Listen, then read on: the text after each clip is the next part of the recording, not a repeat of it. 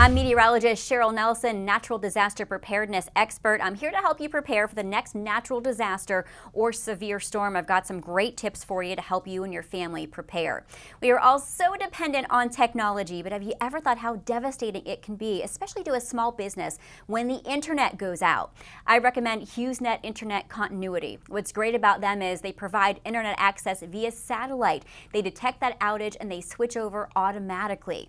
With a subscription to HughesNet Internet Continuity, small and mid-sized businesses can weather a storm without taking a costly hit to the bottom line, and that really gives you peace of mind.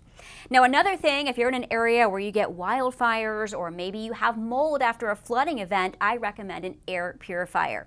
I like Honeywell True HEPA air purifiers. They are so effective at capturing tiny airborne particles like smoke and mold spores and other allergens. They're so trusted. They've been doing this over 25 years, and they're the #1 brand recommended by allergists. And I have allergies and asthma. Trust me, these things are great.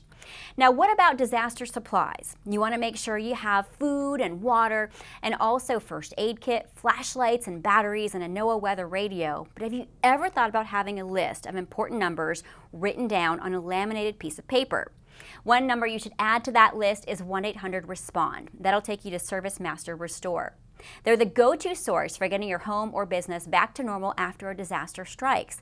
They'll help you recover from a flood, mold issues, or a fire, and they're available 24/7, 365. Now, the #1 thing people don't think about until it's too late is insurance. Look at what just happened in the Carolinas after Hurricane Florence. Lots of flooding, yet 90% of Americans don't have flood insurance. And this is important because groundwater flooding, that's not covered by your homeowner's policy. So you really got to think about this. Even if you're not in a flood zone, you can still flood. There's a great resource out there, and that's the National Association of Insurance Commissioners. They give you so many great tips and information and facts to help you determine exactly what you need.